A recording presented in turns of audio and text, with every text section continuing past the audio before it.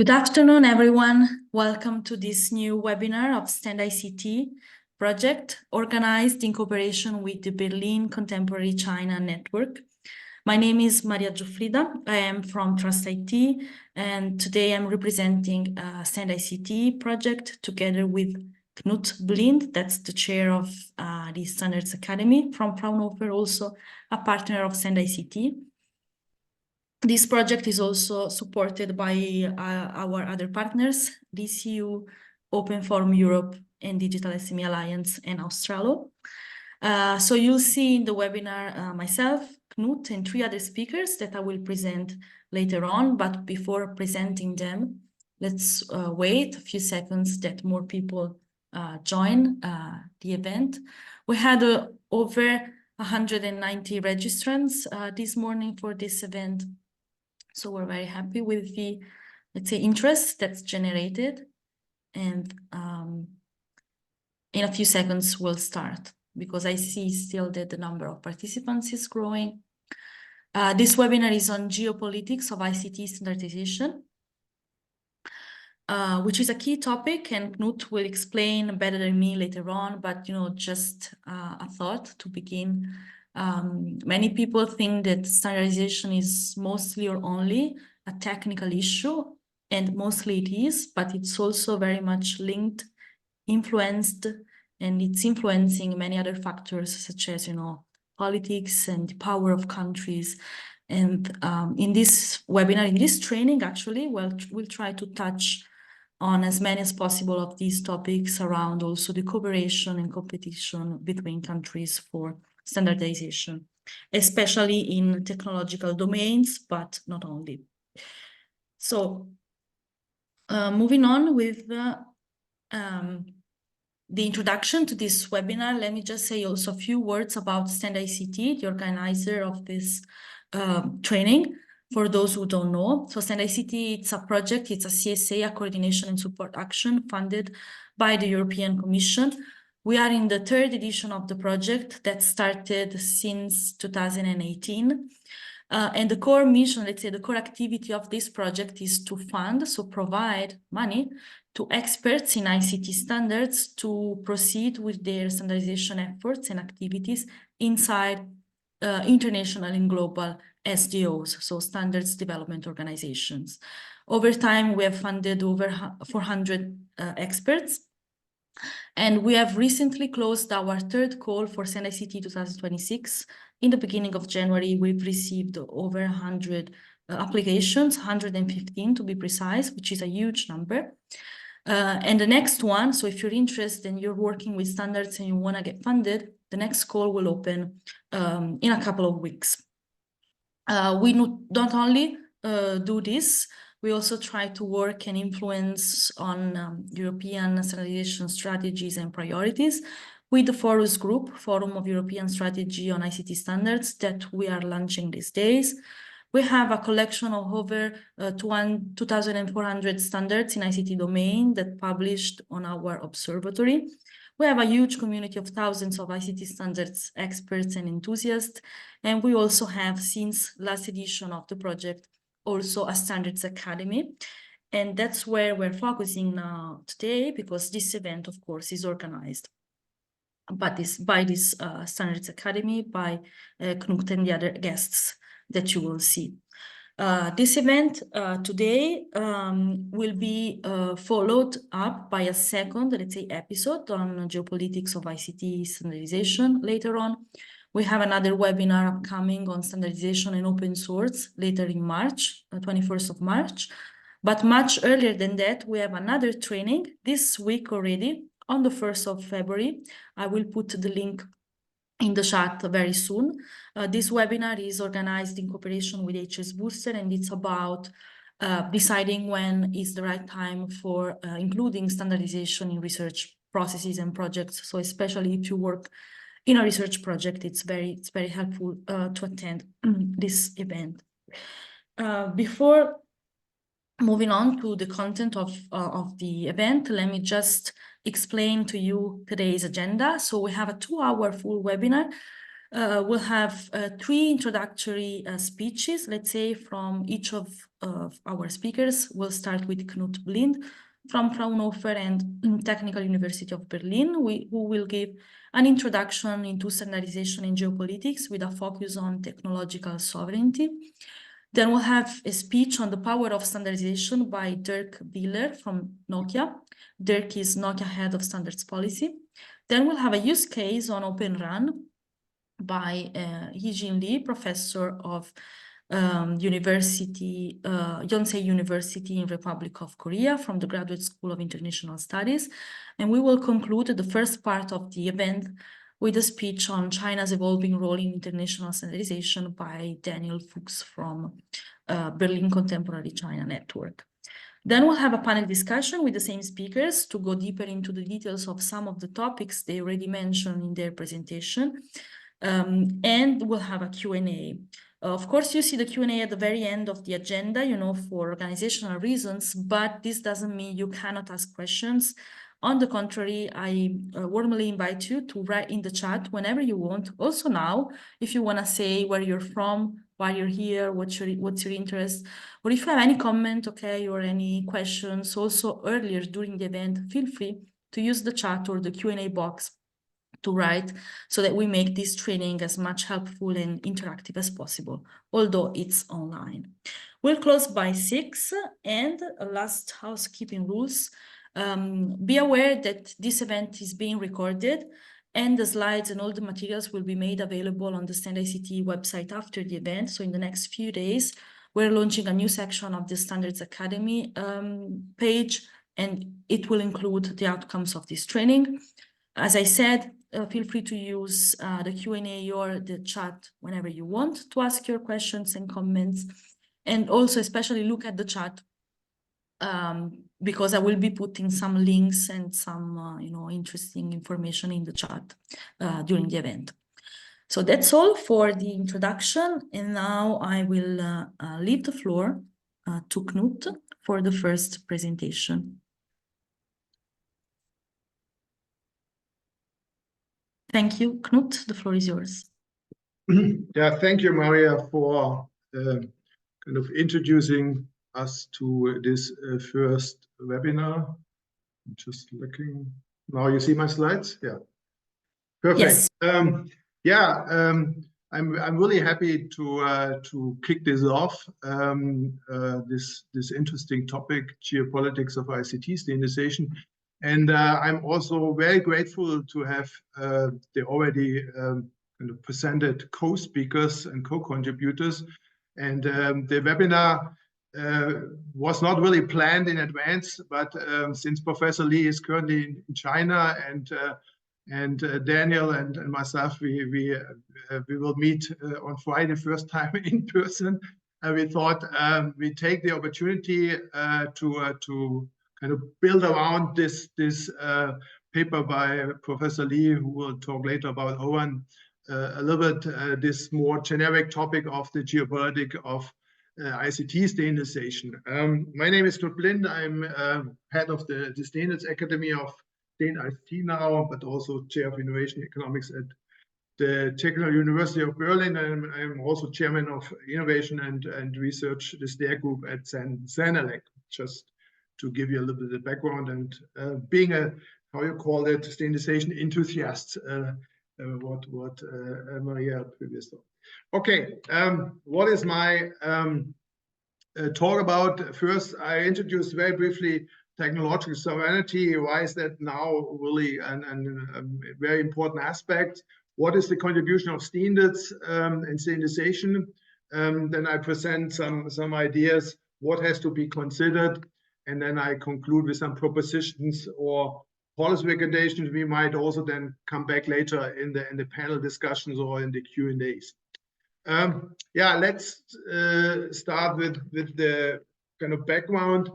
What we see is, on the one hand, an increasing technological competition, and Europe is certainly under pressure. And there are several critical technologies where we are a little bit under threat to fall behind competing players, other countries.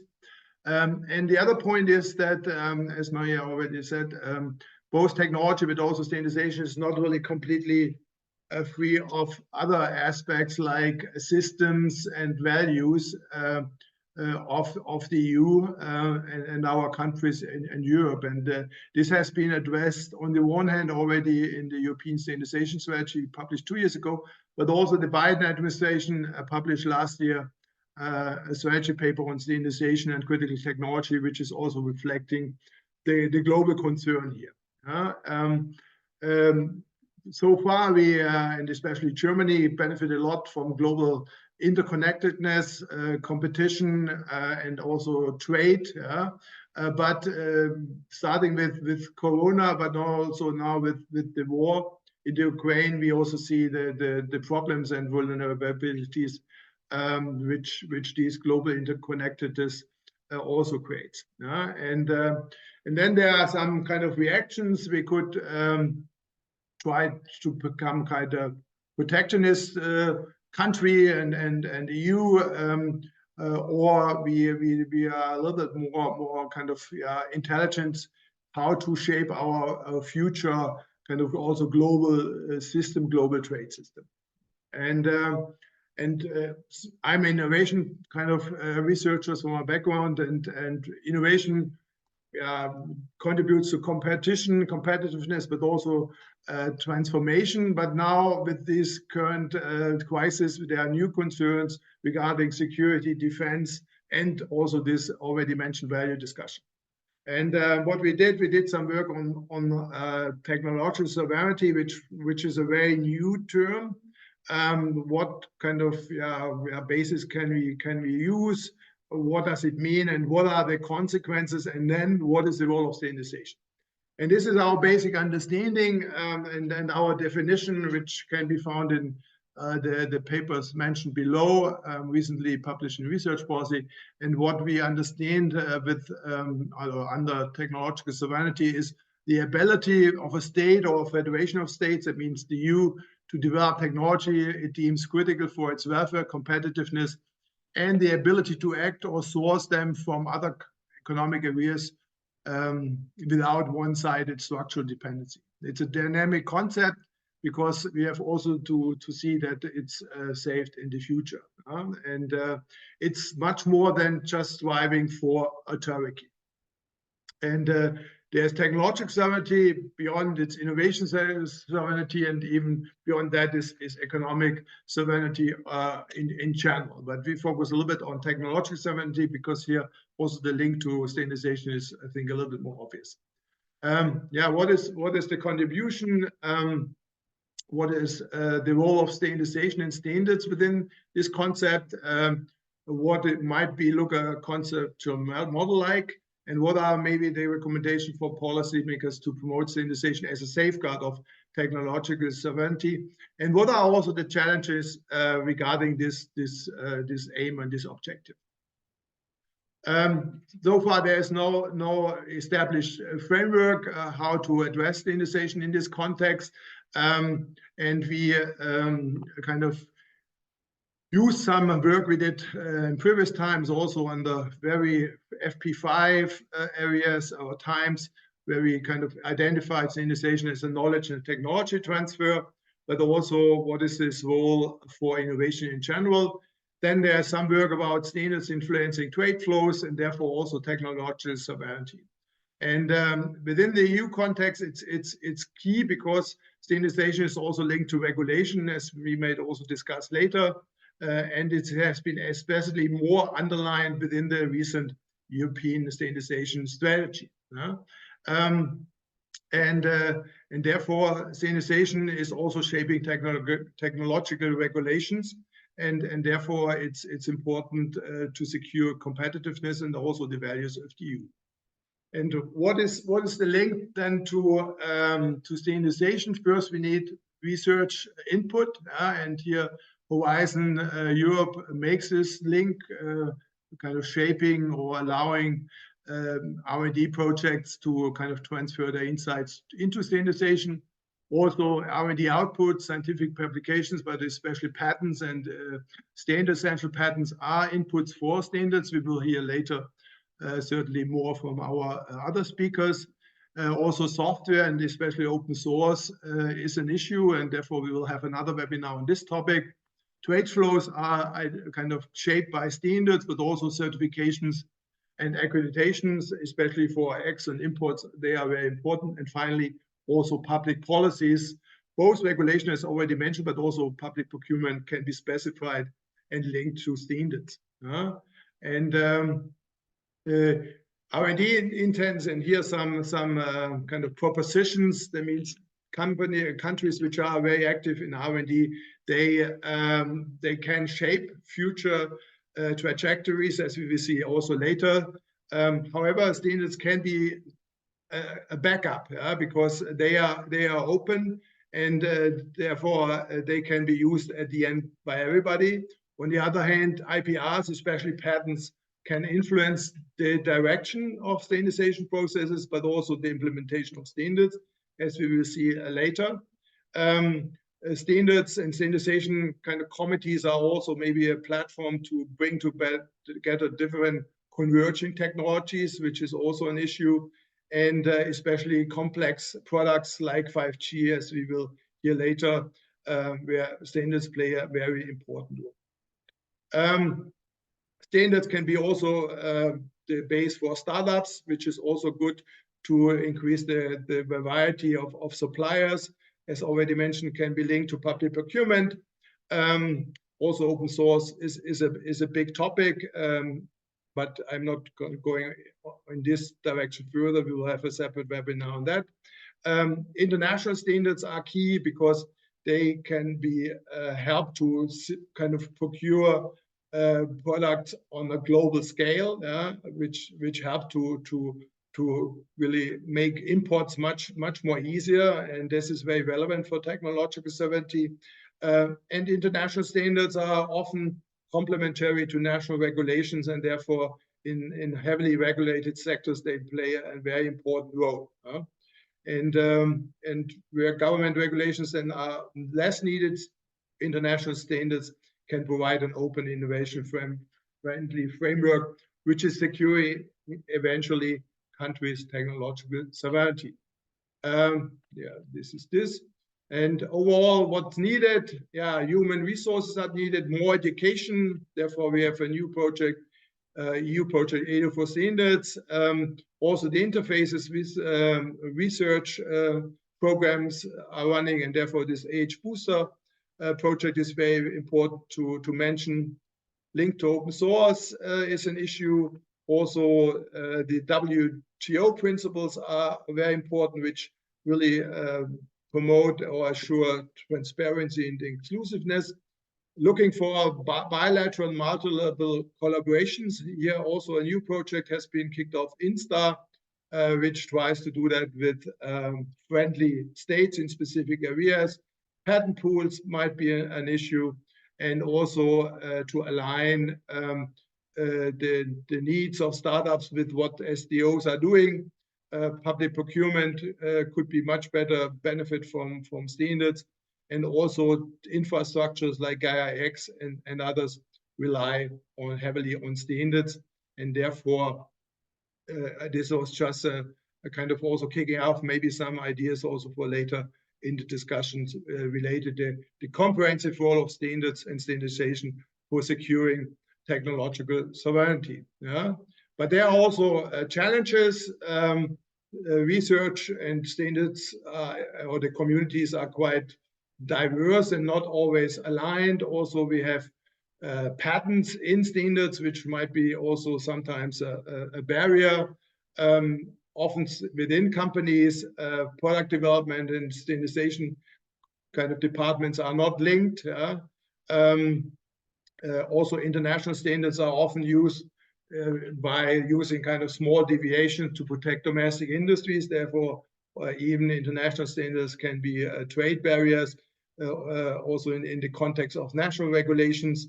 Then also the open source communities are not really well aligned with what's going on in standards bodies. And also finally, US big techs are often set their own de facto standards, which is not really helpful in order to secure technological sovereignty. Therefore, you see several issues to be considered, and maybe we can discuss later on these. That's it for now from my side, just to be in time and to give the other speakers sufficient room. Thank you. Thank you very much, Knut. Just while we wait for the next speakers, Dirk, to share his slide, I have a quick question that's just came in the box connected to one of the projects that you mentioned in your introduction, Edu4 Standards. We have a question in the box from Uttara Savant, who asks, how can universities cooperate and contribute to the project that's just started, of course, but I don't know if you want to say a few words about this. I've put the website already. Yeah, please send me an email, because we want really to expand the community of teachers, universities providing courses and programs on this topic. There will be university days related to standardization organized by CEN, and some other activities are planned. We just kicked it off. Please send me an email. There will be a first event together with the High Level Forum in June, probably in Eindhoven, but this is not yet out. It will be then launched and displayed on the website of Edu4 Standards. But thanks for your interest. Thank you also from my side, and I think now I will put your email, Knut, in the chat, and then now Dirk, the floor is yours to present the power of standardization in mobile communication. Thank you. Thank you very much, and thanks for inviting me to participate to this webinar. So, as you have heard, I'm the head of standards policy in Nokia, but I have also quite some background in standardization. I have chaired ETSI's board for 9 years, and before the General Assembly, I have been chairing ETSI's IPR Special Committee for 10 years. And I have lived most of my business life in standardization and with standardization. So I will talk about 3 aspects. The global standards and why they matter, what are the current challenges from my perspective, and what consequences and conclusion we should draw from these geopolitical aspects. Of course, as I have been working with mobile communication for many, many years, I use this perfect example about the power of standards.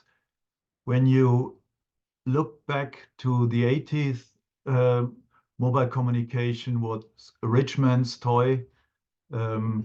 We had users in the area of 1 million overall. Then Europe decided to create a pan-European mobile communication system based on standards in order to help the single market grow better together. The result was GSM, the European standard, and it allowed a large amount of competition. It created a mass market. At the end of that decade, you had 500 million users for mobile communication. The system has been developed in an all-inclusive way by governments.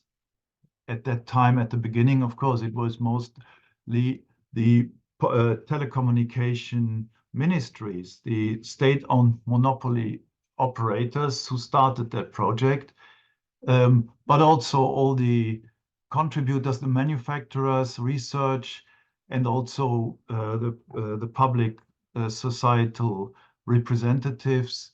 They all worked together to create the standard, and the IPR policy guiding this system was ETSI's policy which ensured access to standards and a fair reward for the contributors.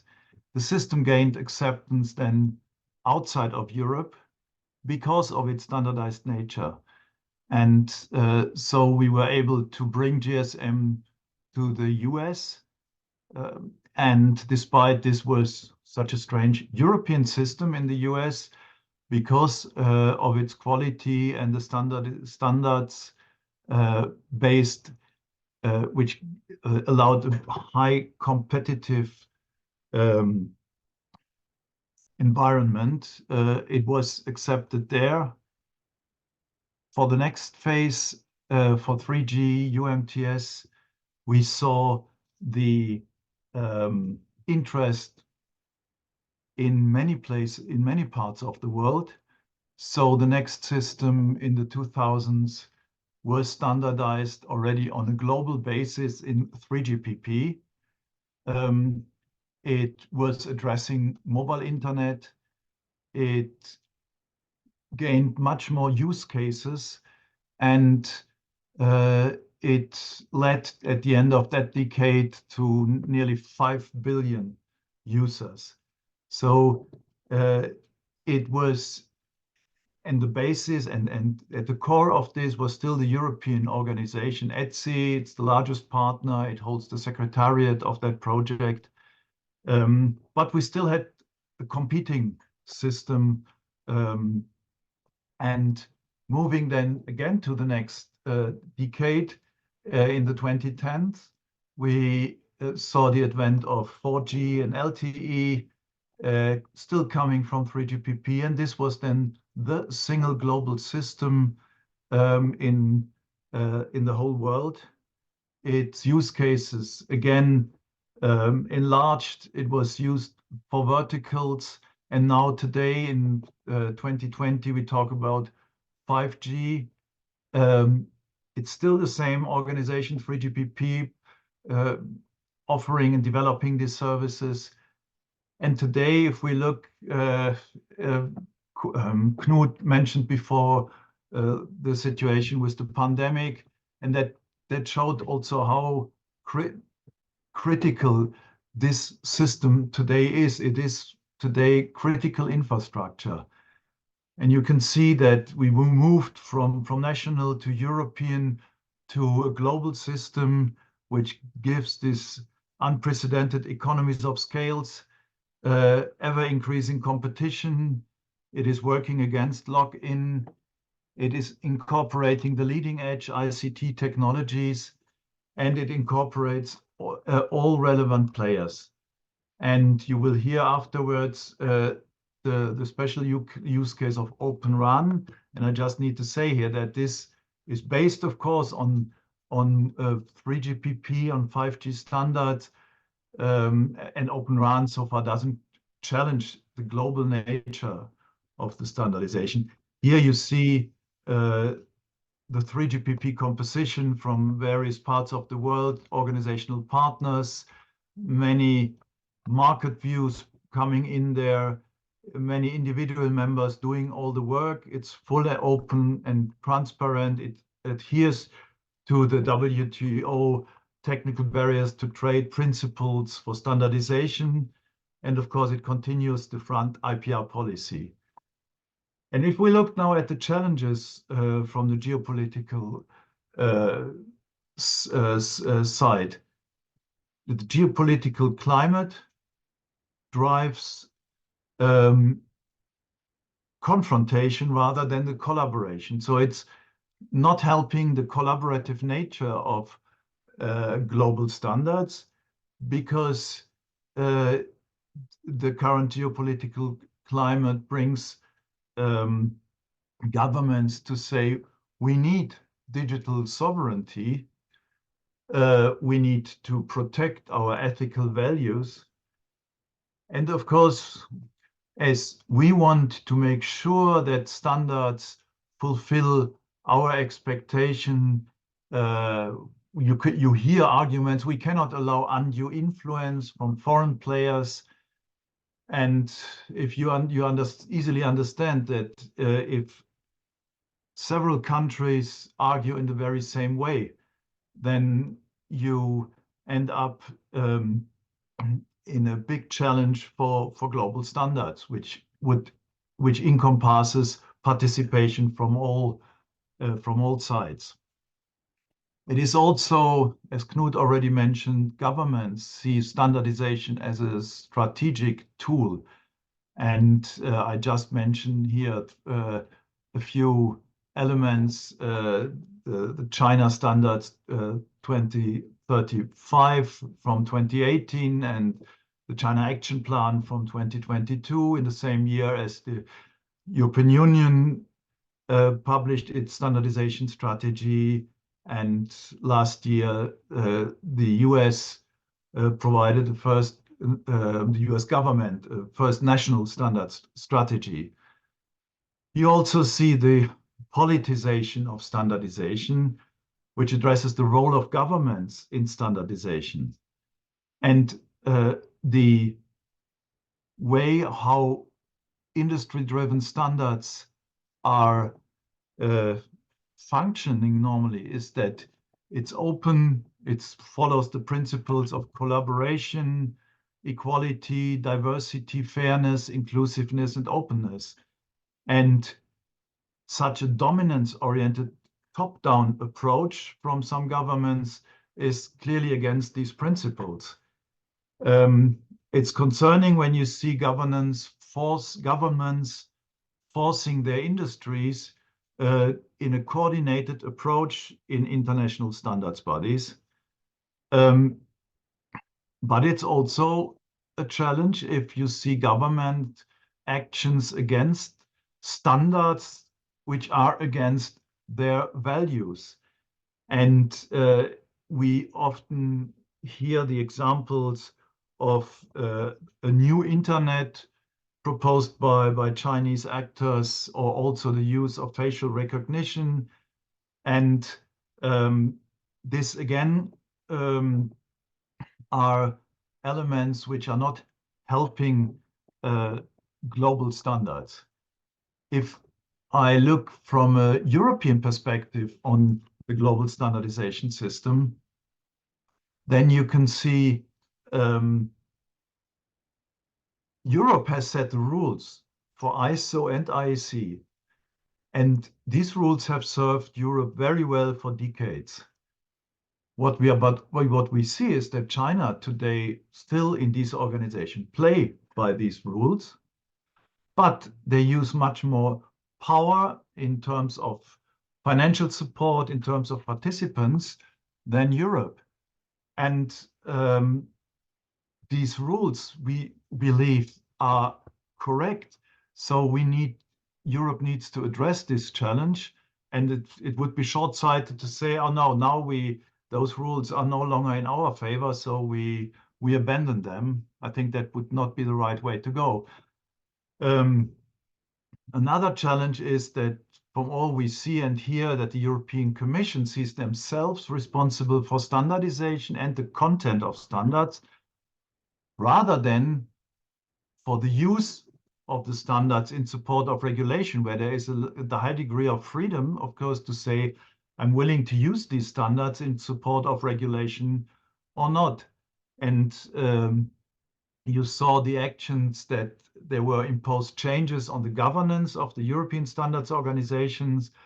The Commission in its strategy also had this element of common technical specifications, which they believe could be used as equivalent to standards and easier to handle.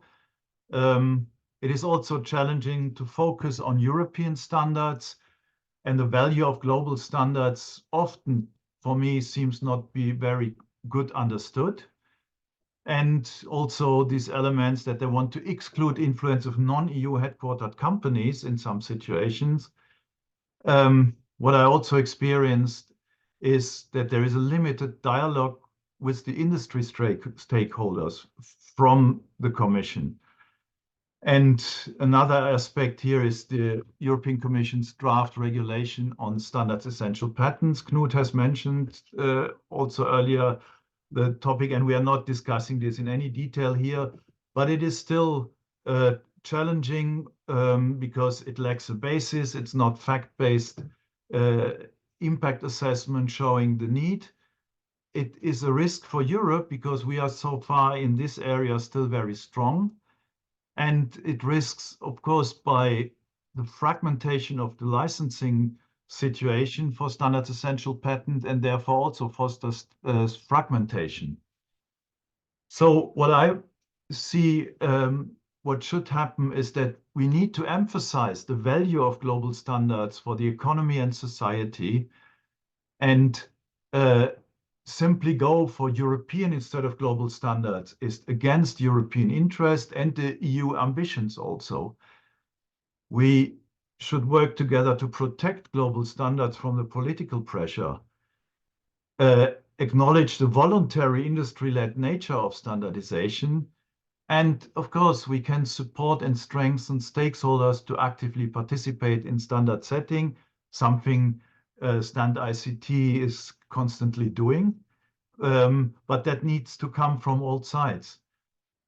We should also look at the planned review of the regulation 1025/2012, the European Standardization Regulation, and we should emphasize here the better regulation principles, having a proper impact assessment, and need this review and the change of the regulation need to be based on an open dialogue with all stakeholders, including industry and academia, rather than a top-down approach dictated by the Commission. And finally, on the draft regulation on SEP licensing, there is really a careful assessment needed on the need for such regulation and a clear understanding of the effects of regulation before its implementation. And this concludes my presentation. Thank you. Thank you. Thank you very much, Dirk. A virtual round of applause also for you. Thanks for being on time. We have 2 questions for you in the chat. I will give you some time to read them. You have to click on Q&A box, and then you can decide, whether you want to provide an answer in the Q&A, in the chat, or maybe we can save them later for the panel discussion. Okay, but just have a look at the 2 questions. Can you see them? Yeah. So how does the standardization community view the 6G vision documents published by several countries? Well, this is the same as it was in previous generations. Also there, we had activities around the world for the 5G vision and 5G research. And I think there is no difference to 6G, that the requirements for this next generation is formed before the actual standardization started, and the requirements and such a vision are, of course, diverse from the various parts of the world, and therefore these requirements we have fora where we also scrutinize these different visions from the different parts of the world. And then I see, maybe I answer in the interest of time, but try to answer the second question via the chat. Okay. Yeah. Perfect. Thanks. So we can progress with our agenda, and now I leave the floor to Professor Heejin Lee for his presentation on the Open RAN case. Thank you.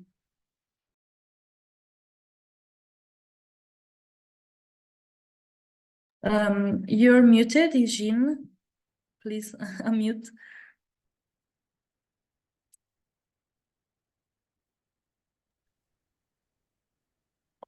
Hello, everyone. I'm Heejin Lee from Yonsei University. I'm currently visiting the Asian and African Studies Institute at the University of Humboldt. I thank the Standard ICT Academy and Berlin Contemporary China Network for giving me an opportunity to talk at this very exciting webinar. This is the title of my presentation today. as some relevant information and contents are already presented by the two previous speakers, Knut and Dirk, I will focus on the case of Open RAN and in the context of Korea. This presentation is based on my recent paper of the same title. I will begin with the background and the motivation, and I will present what Open RAN is, how and why it has emerged, and who supports it. My argument is that its development comes from the upgrade of technical standards to the geopolitical level. Then I will raise some questions for discussion and the future research. In 2021, there was a Korea-US summit. The summit statement included the sentences on standardization cooperation between the two countries and Open RAN. It is almost the first time that the world standard, the technical standard, appears in the summit the statement out of the dozens of the Korean and the US summit for the last several decades. It was emphasized again in the following year's summit, despite the changed government in both countries. It appears not only in the Korea-US summit, but also it is included in the Japan-US summit. So I wondered why they are included in the such a high-level summit statement. So research question begins with what's the meaning of inclusion of standardization, cooperation, and Open RAN in such a summit? And what is Open RAN? Before we go into Open RAN, we needed to know what happened to 5G standardization and the equipment market. I assume many of you know the contemporary landscape of international standardization, particularly 5G. It is widely accepted that China is in a leading position in 5G. And as demonstrated by some numbers, Chinese firms have more SEPs and they have the largest market share in mobile equipment market. It is notable that there is no US firms in the table of market share. In 5G configuration, this figure shows the configuration of two different systems. In 5G configuration, key components are fully integrated and supplied by a single vendor as a whole integrated system.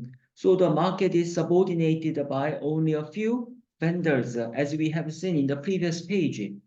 Open RAN is designed to decompose this structure to make room for the entry of other vendors. By standardizing the front hall, this part, by standardizing the frontal interface, where there is a high demand for base stations, it allows a variety of vendors to enter the market. This table compares the two. 5G solutions and the interface are basically closed, proprietary, and vendor-specific, whereas those of Open RAN are interoperable and vendor-neutral. Mix and match is an expression which sums up the idea and the intention of Open RAN. As we see from the summit statement in previous slide, the US strongly pushes it for two reasons. The first, it comes from a security concern, as we are well aware of. So we have heard a lot about this issue. Second, it can give opportunity. They believe it can give opportunities to US firms that have no space in the current mobile equipment market, but that are strong in software, cloud, and other technologies that can be the foundation of Open RAN. And many supporting programs are being implemented by the US government to provide R&D resources for Open RAN. There are advocacy organizations created. The first one is O-RAN Alliance. It is to develop Open RAN standard. If we look at the list of the members, they are mainly mobile operators. It includes Chinese mobile operators too. As Open RAN can make operators less dependent on equipment vendors, they participate. It also shows the complexity and the complementarity of the global mobile network industries, as usual in technology industries nowadays. Then there is another one, which is called Open RAN Policy Coalition. It promotes policies to adopt Open RAN solutions and the standard globally. It is more policy-oriented. It engages in lobbying efforts to encourage the adoption of a standard established by O-RAN Alliance as national standards in various countries. I list, if we look at the Korean side, a new initiative named Open RAN Industry Alliance Korea was launched last year. R&D funds are being funneled into the area of Open RAN nowadays, as far as I know. And in this slide, I listed here the domestic companies only, but global players like Nokia, Ericsson, and Qualcomm are also participating in this Korean alliance for Open RAN. It shows many big global players take Open RAN seriously.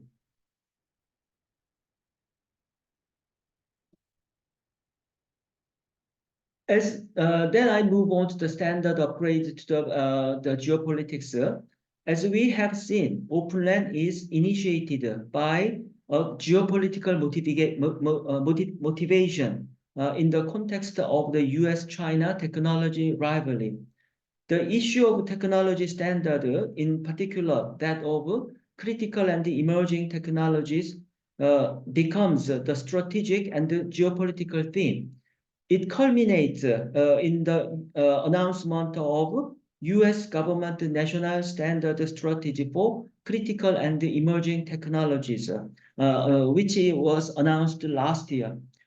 We need to pay attention to the fact that it was announced by the White House. There used to be some national strategies for standards, but they were announced by related agencies or ministries. But this time, it was announced, published by the White House. If we look at the Korean side, the national security strategy and the Indo-Pacific strategy, both of them, the highest level of document for national security and international relations and diplomacy, both include many phrases, as you see in this slide, many phrases of standardization, which is unprecedented.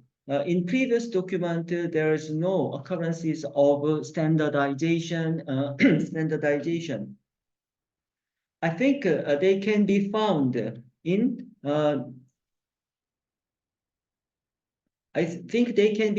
in equivalent strategies of other countries.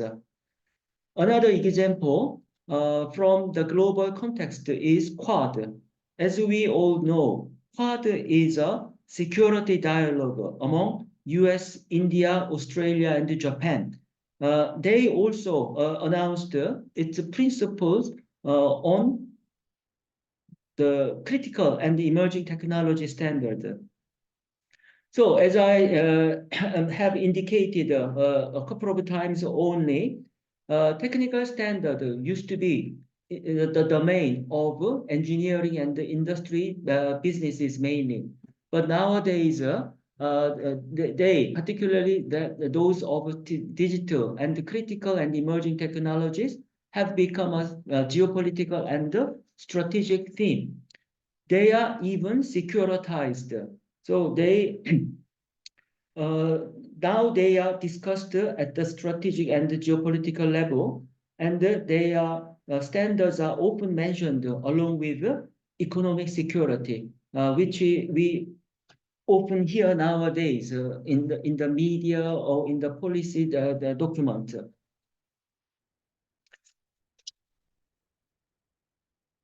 In the concluding part, instead of conclusions, I'd like to ask a couple of questions for discussion if we have time and further research.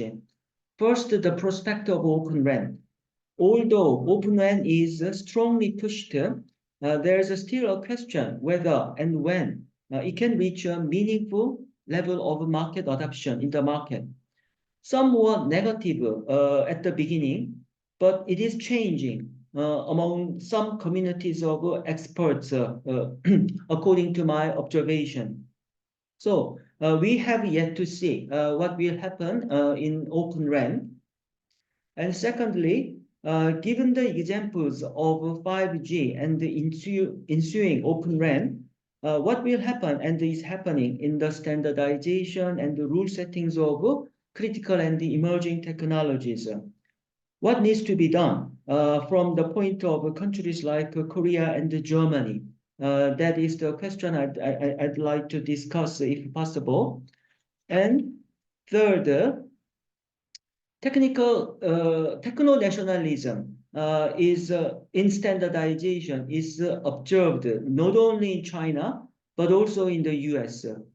What will it bring to the international standardization system?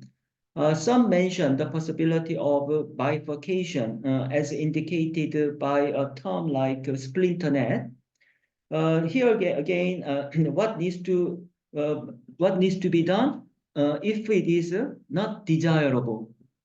And another one, last one. Each country has its own interest and many may have its own strategy for standardization.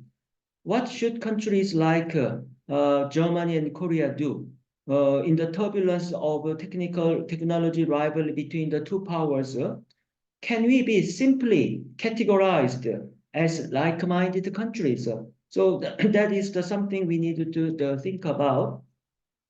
And before I close, I'd like to conclude by quoting from a book written by the former Australian Prime Minister, Kevin Rudd.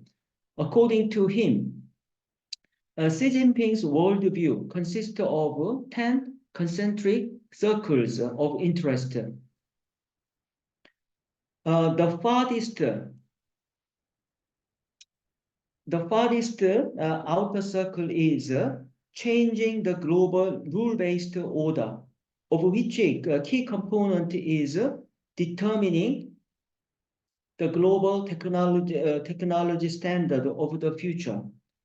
Based on this, he argues that the standard competition will continue in the foreseeable future. And here again, I'd like to ask what needs to be done, not to be overwhelmed and swayed by the forces of the rivalry between the two powers in the landscape of international standardization. Thank you very much. That's what I have prepared. Thank you. Thank you very much, Heejin, for your presentation. You raised a series of, discussion points and questions at the end. Maybe, we keep them for the discussion after Daniel's presentation, but if you want, you can select a couple of these questions and put them in the chat so that if anyone from the audience wants to say their views, in the meantime, they can share it. So just so they have the questions again, just copy them in the chat, okay? So we have them and we don't lose them. In the meantime, now it's Daniel's turn. So Daniel, the floor is yours. You can share your screen and give your presentation. Thank you.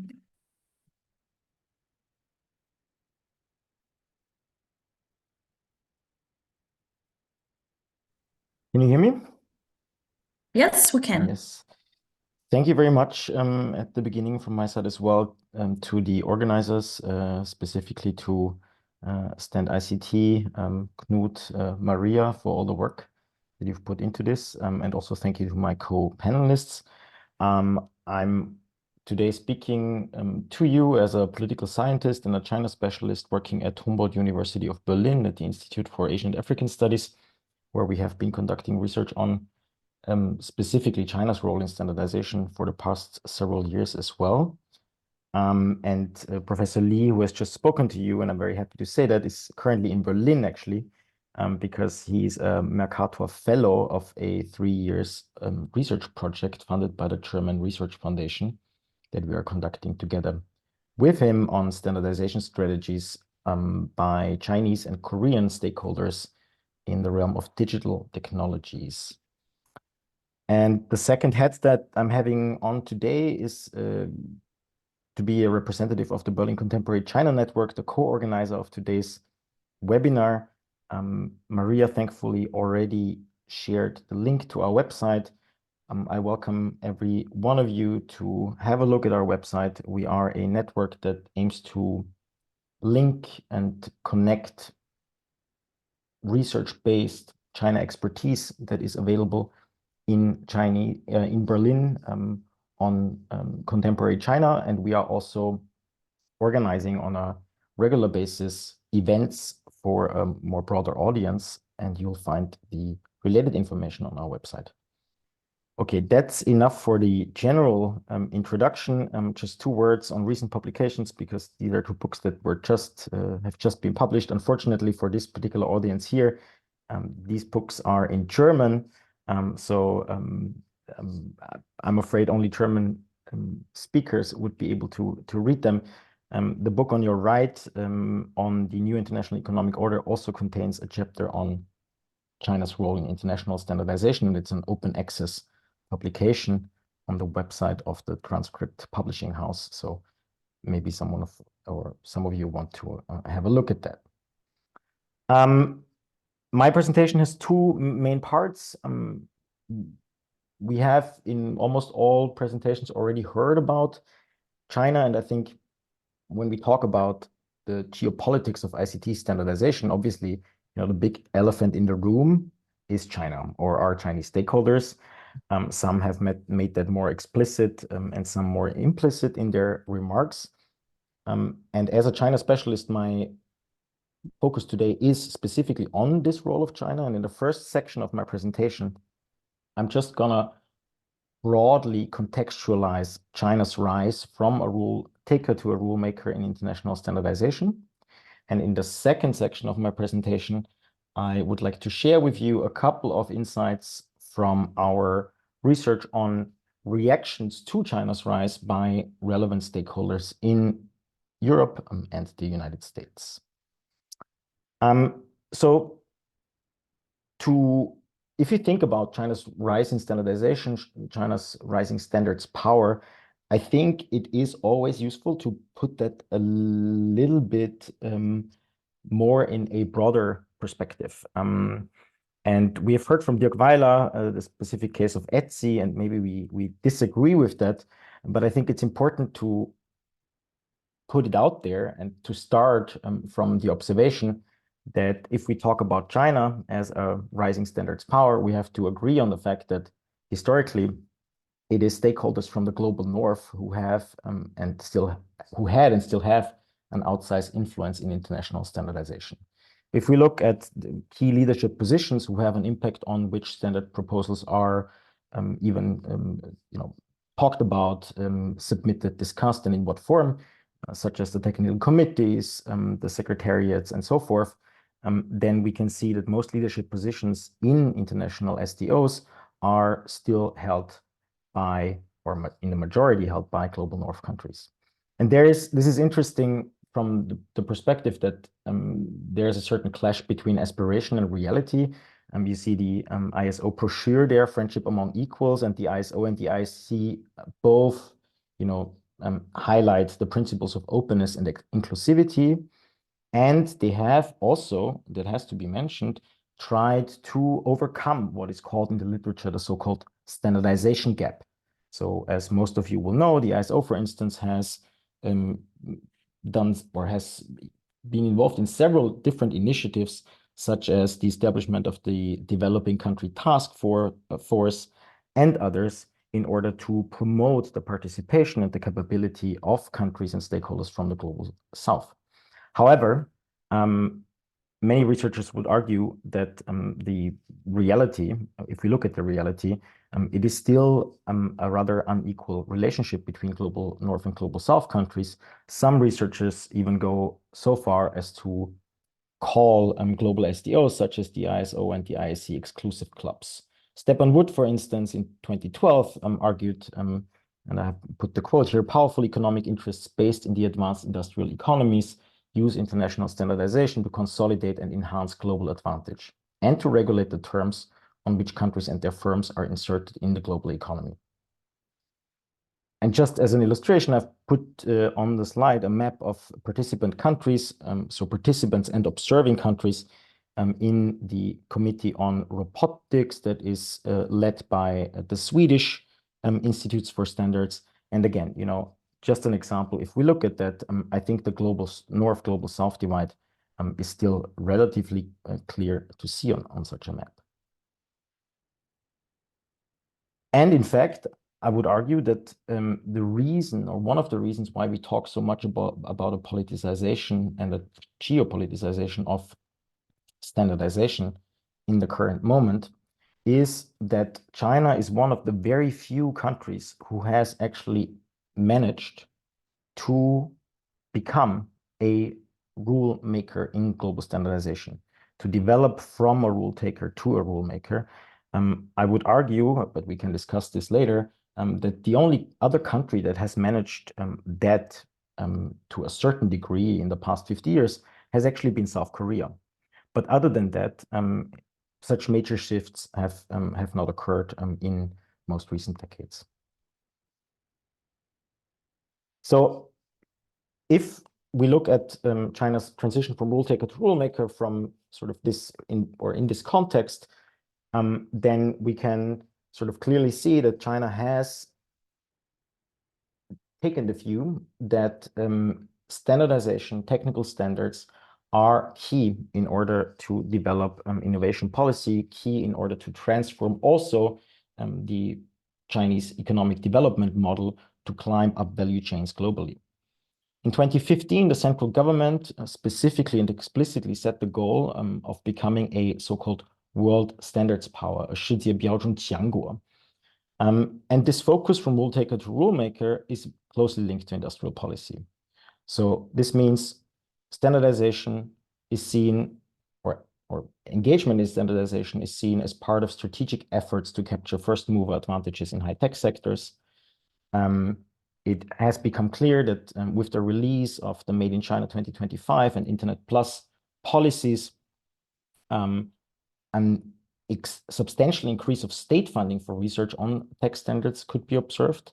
And all this is happening, in the context of a broader understanding, as you find it in many other countries as well, historically, that standards matter from an economic and political perspective. So even in China, you have a saying similar to sayings by Siemens, if you can think about that historically in Europe, that first-tier companies make standards, second-tier companies make technology, and third-tier companies make products. So it's 一流企业做标准. The first-tier companies make standards, and that's what's most important. In order to rise to a rule maker in global standardization, China has engaged in several steps of reform on a domestic level. Currently, we could argue that we're still in a reform process that started in 2014 and that actually includes explicit efforts to make standard setting more market-driven. So standard setting in China is still a state-guided, state-controlled endeavor. However, in this recent period of reform, since the mid of the 2010s, we can see this focus to include market-based actors much more strongly. And this has led to the inclusion in the standardization law of 2017 of the goal to actually reduce the share of top-down mandatory standards developed by the Standard Administration of China, and instead to expand bottom-up voluntary standards from industry association. And again, you can see that this line or this strategy has been taken forward in the National Standardization Development Outline in October 2021, and also the action plan that Dirk Weiler referred to from July 2022. What picture do we see if we look at the international dimension? At the international dimension, I would argue that what we can see is a dual strategy or two-pronged strategy by Chinese stakeholders, where on the one hand, we have seen a clear focus on expanding influence in established international STOs.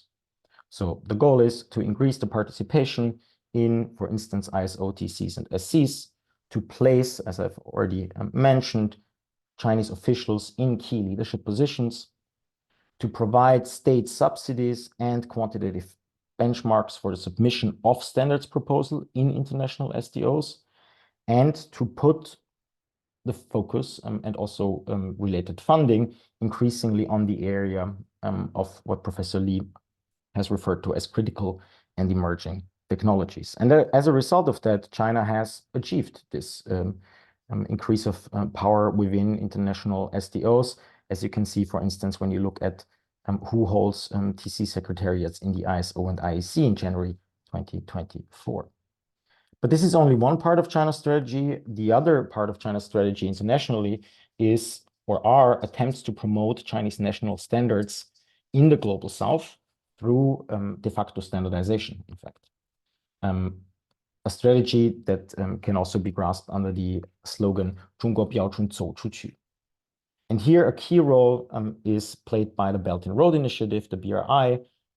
Many of you will know that China has in the context of the BRI, published 2 action plans that are specifically related to standards and standardization.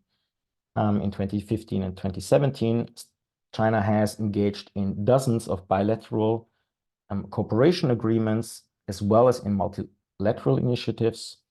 A standard information platform was established in order to diffuse information and translations also about standard-related documents. And China is also engaged in establishing training bases for standards experts from Global South countries. For at least a while, the idea of a separate BRI regional standards forum, so in other words, a regional standards organization, was also in the minds, it seems, and in some documents at least, of Chinese policymakers. However, in recent documents, such a BRI regional standards forum has not been mentioned. That it seems that this has been put on a halt at least, or maybe completely banished from policy objectives in the future, but that's something that we will see. And again, even in the most recent, after the most recent BRI forum, standardization and technical standards were mentioned as being, or as playing a key part of China's engagement in the Global South. Now, in the next and second part of my presentation, what I would like to do with you is to give you some insights, as I already mentioned, in reactions to China's increasing role in standardization. My colleague and boss, Sarah Eaton, and I have conducted qualitative fieldwork on China's standardization strategy since 2019 and conducted dozens of interviews in China and in Europe. And the first case study that we looked at is the case of the Sino-German Industry 4.0 cooperation. What is that? What sort of is hidden behind this slogan? So, in fact, since 2015, the German and the Chinese government have been engaged in cooperation on Industry 4.0. One pillar of this Industry 4.0 cooperation is specifically focused on technological standards for Industry 4.0 related technologies.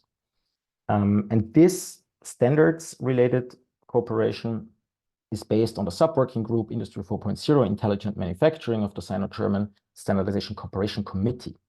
What are its aims? Its aims are, and this is put forward very explicitly in related documents and also in interviews, the key aim is to develop and submit mutually supported standardization standards proposal to international SDOs, and to also talk about and clarify specific strategic priorities with regards to standards related to smart manufacturing.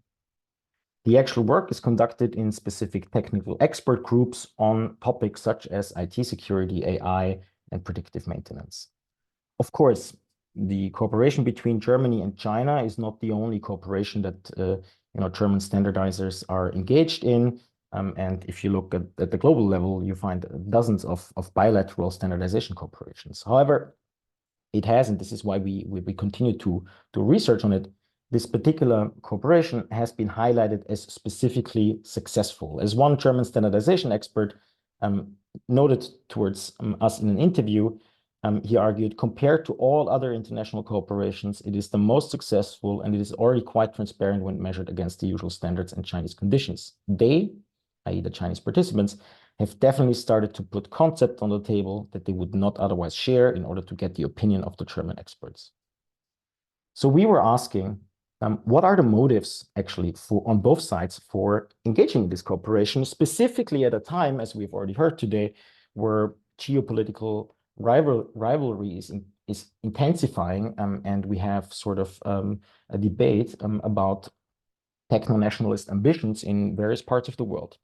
Now, the Chinese aims, as we argue, focus on the diffusion of standardization practice. So for Chinese participants, it is important, A, to learn what they call the rules of the game in international standardization. That is, the specific practices of an institution that you can only learn by actually collaborating with partners that are experienced in a specific institution, that you need to a certain practice that you need to learn through cooperation. B, Chinese participants stressed the need to overcome language and discursive barriers.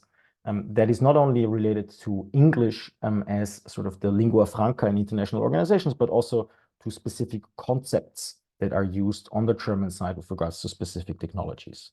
Then, of course, C, another motive is to improve technical knowledge. And finally, Chinese interviewees also stressed that it's important to know about the existing standards canon. This might be sort of an obvious part of standards work, but again, it's something that is very much related with your reputation in DCs and in the actual work, that you have a knowledge about the topics that have already been discussed and so forth. What about the motives of German participants? German participants made clear, and I have to say that this is not a cooperation that is not that is still being discussed and sort of criticized by some. But those experts whom we interviewed who are actually participating named two key motives. A, they argued that this specific cooperation and other forms of cooperation with China are key for integrating and socializing China into global SDOs. So by cooperating on a specific topic such as smart manufacturing, the broader objective is to show China that work in international SDOs is important, to help them learn the rules in these international SDOs so that they participate in the long run. And secondly, of course, one could argue it is also about securing market access for German firms in China.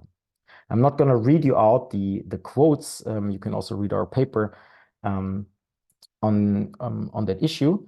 And I'll jump to the last two slides, because this is the first case study we looked at. And we also more recently looked at the case study of the US Trade and Technology Council. And we've been asking if we might say that the Sino-German cooperation is a form of containment through cooperation, then what prospects does transatlantic cooperation on technical standards actually have for containing and dealing with Chinese stakeholders? A bit of context, the US-EU Trade and Technology Council was initially proposed by German representatives.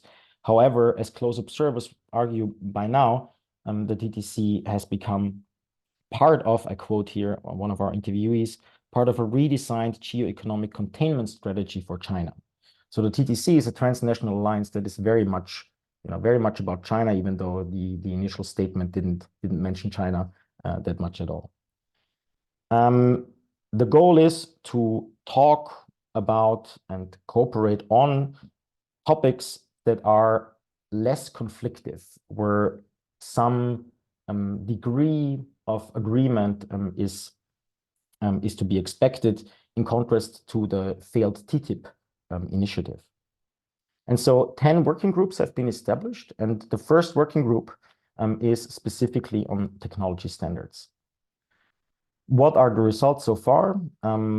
Amongst the actual deliverables that have already been made public is the establishment of a strategic standardization information system, the definition of priority areas for transatlantic cooperation, and the development of metrics for AI trustworthiness and risks. And one could argue that the DTC is part of a US-led effort to establish an alliance of like-minded partners. And I would add here that attempts to establish such an alliance with the TTC are not the only ones that we can find out there. Professor Lee, for instance, just mentioned Quad, and it is arguable whether sort of standards-related initiatives within Quad are also a form of attempts to establish alliances of like-minded partners to contain China's growing standards power. Now, how do actual participants view this particular form of cooperation? Does containment through transatlantic alliance building work? First of all, what we found is that stakeholders generally welcome the government's new attention to the China challenge in international standardization. And again, we've talked not only to government officials, but also to private firm representatives and representatives of international STOs. However, it is important to note that the European business and STO representatives are very much worried about the possibility of fragmentation of the international standardization system. And this is something that is very much in line, I think, with what Dirk Weiler said in his presentation when he put forward his position. And the second worry, or the second concern by European business and STO representatives, is the possibility of undermining the specific European German bottom-up approach to standardization, i.e. the fact or the danger, the worry that through alliance building such as that, through initiatives such as the TTC, governments or policy could infer or interfere too much in standardization from the perspective of private STOs and private business representatives. So we would argue that transatlantic alliances such as the TTC still have very large challenges in front of them. And it's a question of whether or not German STO representatives and German private business representatives are actually like-minded partners from that particular perspective. And with this, I end my presentation. Thank you very much. Thank you. Thank you very much, Daniel, for your insightful presentation. You raised many points, and also part of the discussion already started in the chat and in the Q&A. Thanks to all the participants that asked their questions. So I think we are, flowing very naturally now to the second part of the event. In the last 30-35 minutes, I'd like to go back to some of the points that you have anticipated in your presentations and give you the opportunity to further comment and share your ideas and insights on some of the key topics that we have touched upon. So in this panel discussion, just for your information, we will have 2 or 3 rounds. Each one focused on one key aspect that's been mentioned in the event, and each speaker will have the opportunity to further elaborate in 2-3 minutes, okay, their final thoughts on that.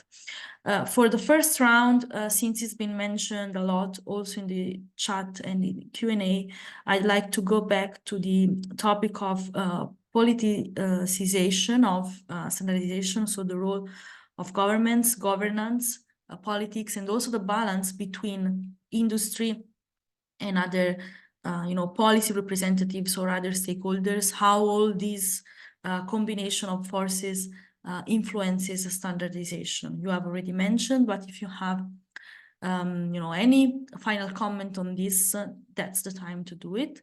So maybe we follow the order of the presentations we had in the beginning, starting with Knut. So Knut. Yeah, thank you, Maria, but also thanks to the other 3 speakers for their contributions, and also to the audience. We see already some traffic here. Coming back to the question, and also Dirk highlighted, okay, that there might be a tension between what industry sees how to proceed, and whether this is contradicting what the commission or the government might have in mind. I think here we have really to align, because also coming back to Carlos' last question in the Q&A session, what should we do? I think China is much more kind of aligned and consistent, and therefore they are maybe a little bit more successful than maybe Europe, where we have on the one hand the policy level and the policy institutions, and also the member states. Therefore, Germany has also a little bit its own agenda, which is not always aligned with what Brussels has in mind. And then we have industry, and my perception is we have to communicate more within Europe, also getting all the stakeholders on board, and in order then to have a aligned kind of strategy in order to survive in this context. Because a little bit the problem is, and I put it in a chat, this one paper we did about whether kind of countries are able to align their R&D profiles with what they are doing in ISO. And very interestingly, on the one hand, China is able to be here quite successful in align this 2 aspects. But the other country is the US, and only Europe is not really aligned very well. And therefore initiatives to bring the framework, the program Horizon Europe or next FP10, align it with what's going on in standardization and also ICT, and helping European experts to represent European interests is certainly a way forward. And also the revision of the 1025 regulation, which is and then the evaluation which is currently going on, will invite also all stakeholders to bring up their ideas, and maybe we have a revision, or we can do a revision which is also addressing these geopolitical kind of consideration in a way that both kind of European industry, but also the other stakeholders, governments and society, can kind of see their interests kind of secured in the governance on how standardization are settled or are made in Europe, but also how Europe is positioned themselves in the international context. That's a little bit my summary of what I have heard and how I see it. Thank you. Thanks, Knut. Now floor to Dirk. Yes, thank you.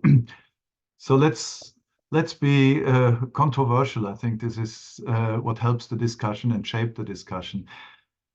I agree that it would be good that governments and industry align as much as possible, yes, but we need to accept a fundamental of standardization, and that is that the overwhelming majority of efforts to develop technical standards are done by the industry. The fact that China can demand their companies to follow whatever the government says and does cannot be a blueprint for Europe to believe they can do the same with European countries. We are luckily in a democracy, so that does not work. And this is also, by the way, not happening in the US. There is not this type of alignment. And we too often I mean, I have been discussing these topics for the last 15 years with many people in the European Commission, with governments, and you always see, well, we now have to frame how this function, and we, government, are the owners of the system. No, you're not, to be very clear. And therefore, it's so important that governments are also carefully listening to the needs and interests of industry and try to align. I also agree companies have to listen to the needs, to the geopolitical needs of our countries.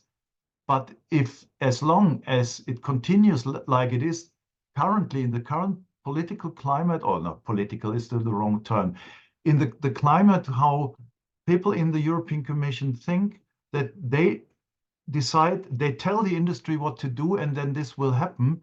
In standardization, that does not work, because the business case needs to fit. And if the standard is not fulfilling the needs of industry, you will not find the resources to write these standards. So really, my plea is, yes, try to engage in an alignment, and really try from a governmental perspective to listen and understand what industry needs. And only by that we can compete, and not by copying, as I said, a model like it is in China, where there is a top-down, a clear demand, and everybody has to comply. That does not work here. Thank you. Thank you, Dirk. Heejin. Hello. Let me add some comment from the perspective of Korea. The current discussion is more focused on the European context. So I may contribute by adding something from the Korean perspective. Right, Korea is traditionally state-led development. In the area of standardization, I may say that in the past, but not anymore. Korea is the industries, businesses are already too big, so they cannot be controlled or coordinated properly by the government.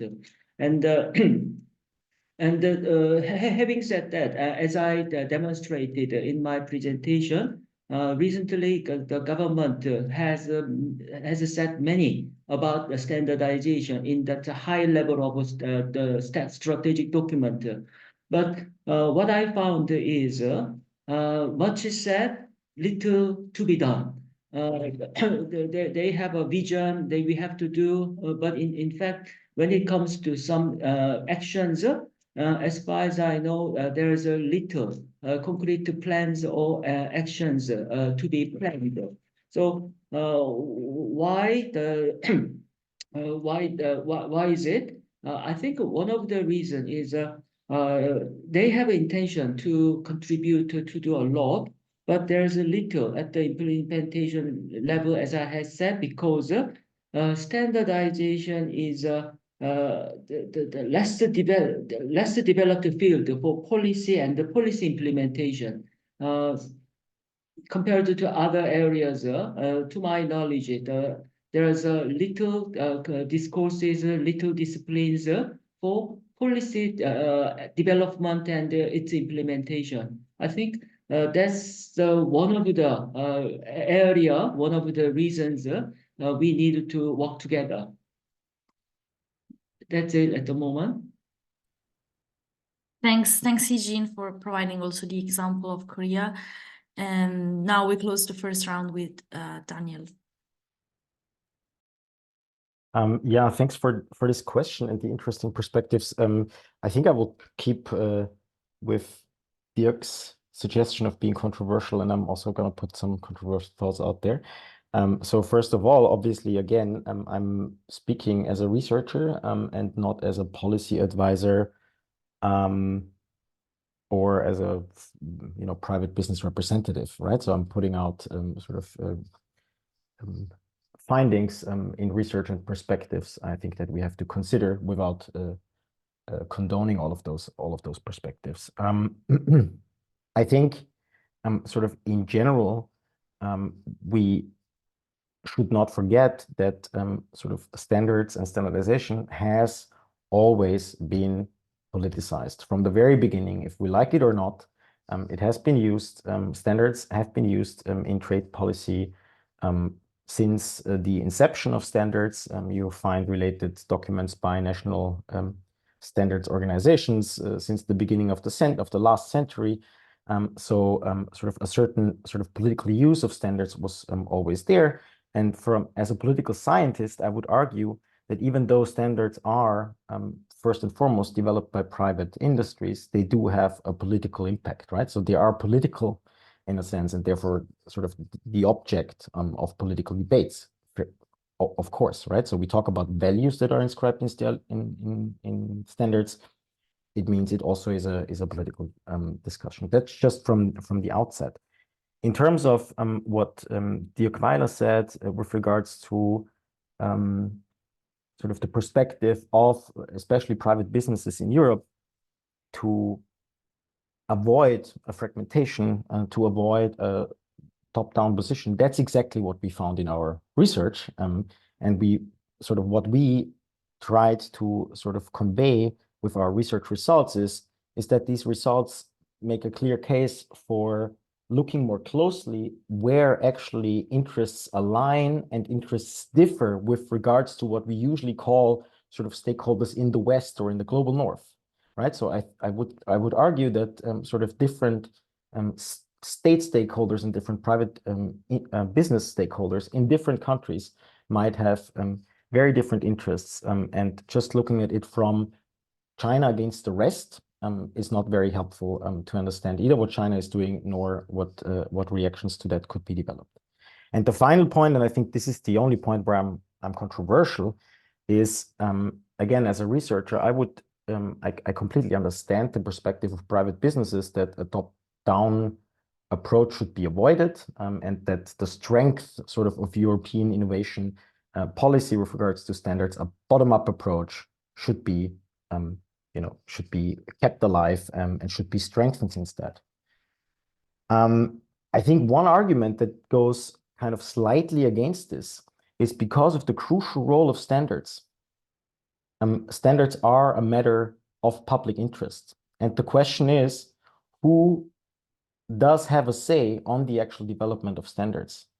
And there is critical research out there who argues, is it democratic? Because you mentioned the term democracy, we are democracies here as well. Is it democratic that standards are developed first and foremost by private businesses whose standardization managers and CEOs are not democratically elected? And what about the input, for instance? I'm not only talking about governments, but what about the inputs by end consumers, by civil society more broadly? And I'm saying this, again, this is not my own position. I'm just saying that this position is part of a debate. And I think, productive ways of reacting to it from my personal perspective would be to think about what is the state of civil society participation in actual technical committee work, what are possibilities of input when it comes to ethical issues, and so forth. I think by strengthening that, by strengthening the key points of democratic systems of standardization, I think sort of European positions internationally could also be strengthened further.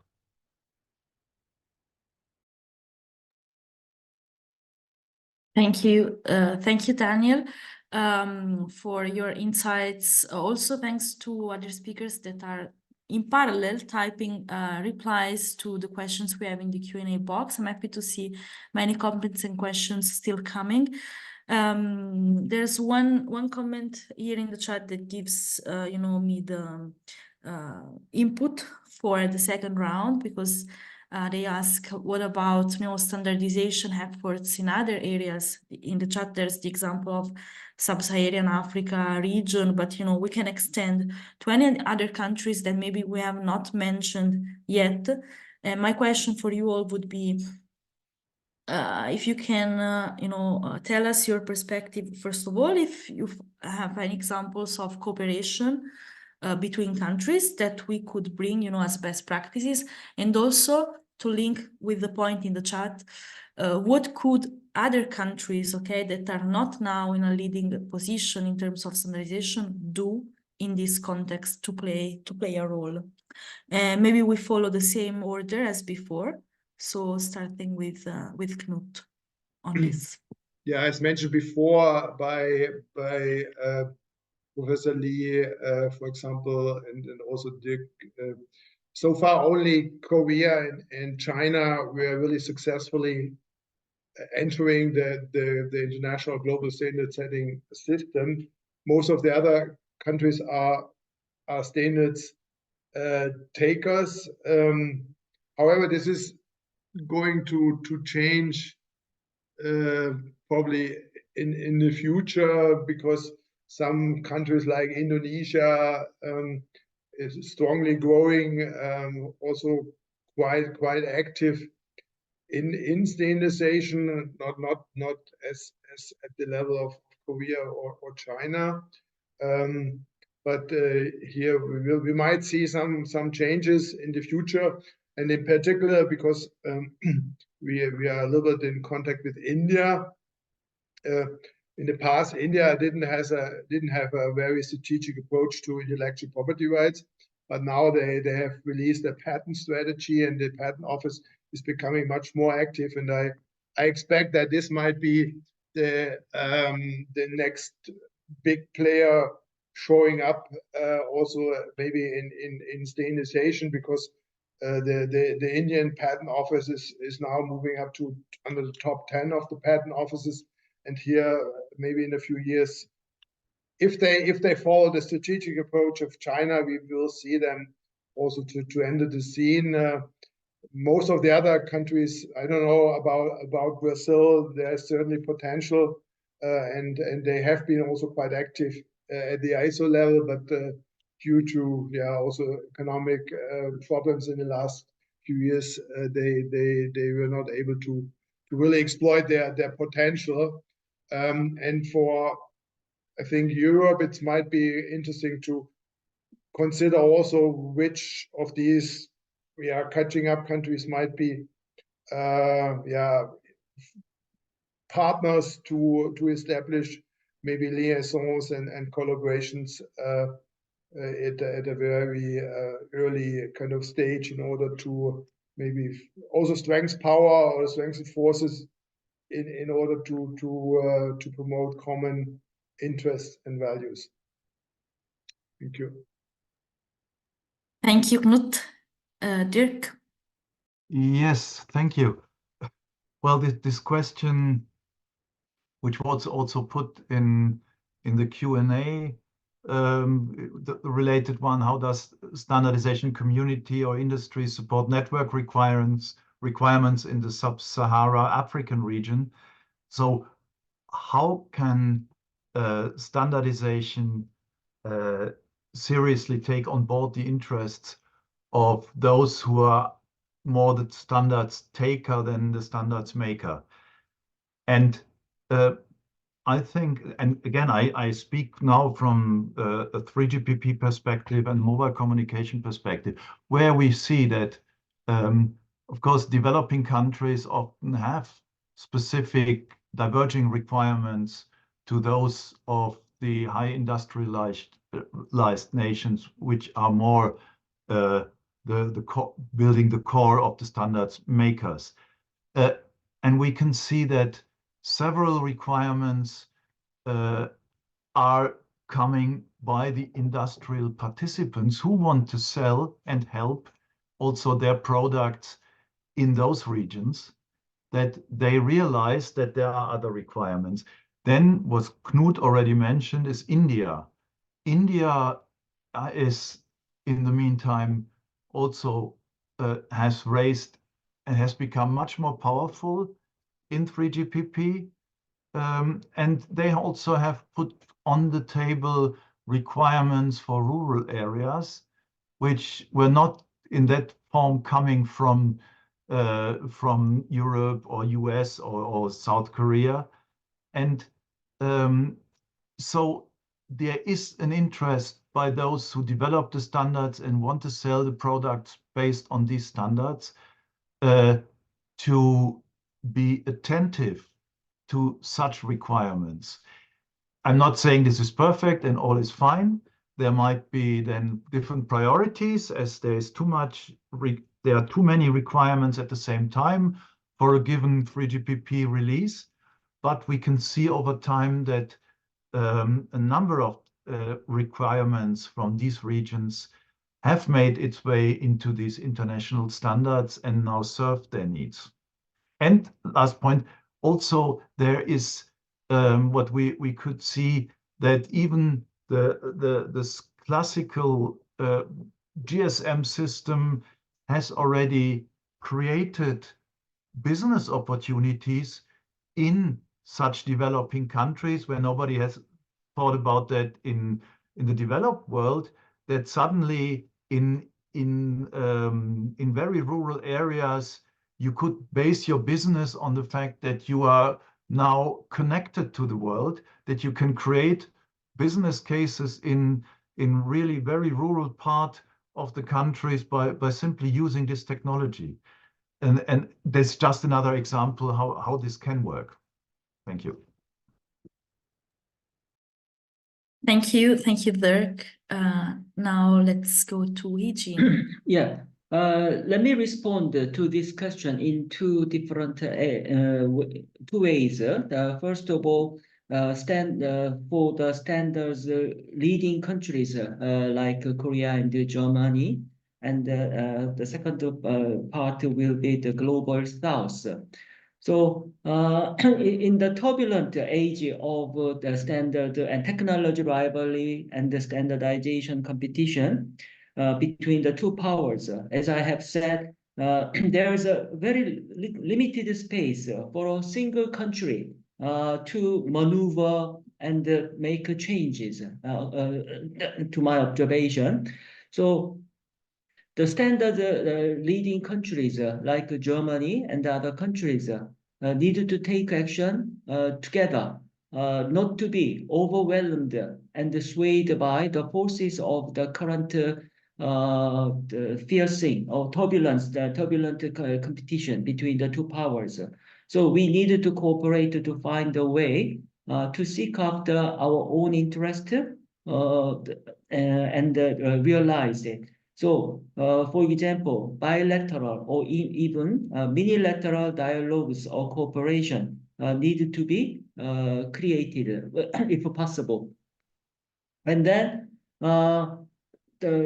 regarding the global south, according to the Chatham House report published a couple of years ago, and I don't have to mention it, the voice, the global, in this competition for rule making in the emerging technologies, the global south, the voice of global south will be increasingly important because it is too noisy noisy competition is taking place. Now, many, even developing countries or global south, they are getting more aware of the significance of this digital technologies, standardization and rule setting. So they become more aware of that. So if I go back to the first part of some cooperation between the standard leading countries, we need to engage them to have bigger influence in the current dispute or current turbulence by the two powers. That's what I have thought. Thanks, Heejin. And now we close with Daniel.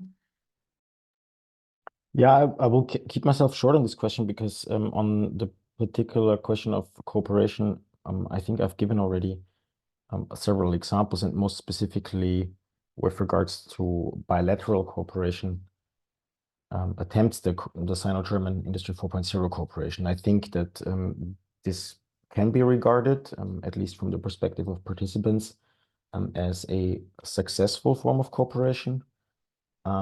However, as I mentioned before, although participants view it as a success, in the broader public debate in Germany, it is far from, it is very controversial, to say the least. So again, in this particular political climate, and in the context of geopolitical rivalry, in the context of the China strategy by the current government in Berlin, increasing criticism is also being addressed at, or not criticism, but concerns and cautioning with regards to forms of cooperation with China. Yeah, I hope that our paper and my presentation showed the potential strengths that this form of cooperation can have. And beyond that, I would just add to the excellent examples that have already been mentioned, the perspective, again, on China and on China's cooperation. So I mentioned the BRI, but China has, bilateral and multilateral cooperations that extend far beyond that, and we should also take that into account. In the context of ASEAN, cooperation on standards is included in the RCEP. It is included. Standards is even mentioned in sort of BRICS cooperation, despite sort of the current maybe difficult situation of the BRICS, and also with regards to the Shanghai Cooperation Organization. So if we want to sort of understand what China is doing, then we definitely have to take into account that both bilateral and multilateral cooperation initiatives, and very specifically with countries from the global south, are being followed. That's so far from Thanks. point. Thanks, Daniel. So we are approaching the end of the event. I have just one final quick question for you, because this event has been, kind of broad in the topics touched, and yeah, we have focused it in ICT, but not only. But since we're Stand ICT, we want to go back to the focus on technology. And so my last round of question for you would be talking about specific evolutions of technologies. What do you think that evolution of technology could impact in terms of standardization? So what will the future bring as technologies progress in terms of standardization efforts, in your opinion? Same order as before. Very brief. I think AI is a very kind of relevant topic, because it has both tremendous economic implications also for the labor market, but also ethical and societal implications. And here, I think it's very needed to have a global kind of common understanding how to proceed. Otherwise, we will face really very serious problems. Thank you. Okay, thanks, Knut. Dirk? Yeah, I can here fully agree with Knut. We need for that to find ways to cooperate, and find ways to cooperate even in these challenging areas, trying to keep in mind what is at stake. And allow me one further comment, maybe because I learned from some chats that maybe one message I gave now before orally was not well received. This is, I think Europe is not like China and is not telling the industry simply what to do. that if that was coming over like that, then it was not my intention. It's more a warning that there are tendencies from some specific people in the Commission trying to feel, well, China is successful with telling that, so we need to do the same. And I think we need to find another way to do that and not doing this, trying to impose this top-down approach. Thank you. Thanks, Dirk. Now, Heejin again, and then Daniel, and then we wrap up. Thanks. Okay, I understand that the last question of possible technology development as the possible development of standardization in critical and emerging technologies. So what will happen in those domains of standardization in newly emerging technologies? Yeah, as we can imagine, everybody, the competition and the confrontation in the arena of standardization in these technologies will get fiercer. And in the while there's a competition, the value is the emphasized the value or the norms. So we cannot deny some unquestionable values. However, sometimes we need to think in what context the value is the emphasized, highlighted, and sometimes I think that we need to think about whose value it is. And what I'm saying now is each country has its own the value or national interest. So sometimes the value by saying just the value. We are just overwhelmed, swayed by some one dominating some countries' interest. Okay. Thank you. Thank you, Heejin. Now, Daniel. Yeah, again, I'll try to keep myself short, and I would also agree with what Knut said. I think that standardization on AI related technologies is going to be sort of a key factor, and I completely agree with the take that precisely because of its sort of also ethical and social impacts, or potential ethical and social impacts, cooperation should be put at the forefront when it comes to AI standardization in the future. Okay, great, perfect. So I think this brings us to the end of this event. Thank you very much to all the speakers for your insightful comments, presentations, also now in the discussion, and for being able to really pass from one chat to the other to address the multiple questions. Thanks to all the attendants for your interest and for your comments and your questions. And now I see yeah, no more questions. I think we addressed all of them. If you wish to ask more questions in the future, just contact us. You can also write directly info@standardict.eu, and we will distribute your question to the various speakers.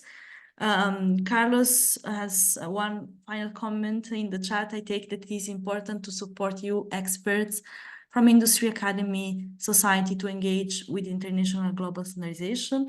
Yes, that's what emerged very luckily here, and that's what also StandICT does, so we're happy to continue that. Knut, would you like to say some final words for the audience, and then we say goodbye? First of all, thanks a lot for all your questions, comments. That's very helpful also to shape kind of future webinars. Too bad that Owen was a little bit kind of ignored and in the rest of the discussion. But Professor Lee will meet tomorrow in face, therefore we might have a bilateral chat on this. To announcement, Maria already mentioned there will be a webinar on open source and standardization, which probably will also touch here and there some geopolitical aspects. And I have already the agreement of 2 speakers for having a China-specific webinar after the summer break, because the one person is not able to speak on his behalf before. Therefore, there will be a continuation of this very interesting topic later this year. Thank you very much. And thank you, Maria. Perfect. Thank you all. Don't forget we have another event on February 1st with HS Booster. So yeah, I'll copy the link again in the chat and see you there. Have a good evening all. Thank you. Thank you. Bye-bye. Bye-bye. Bye from Berlin. Bye.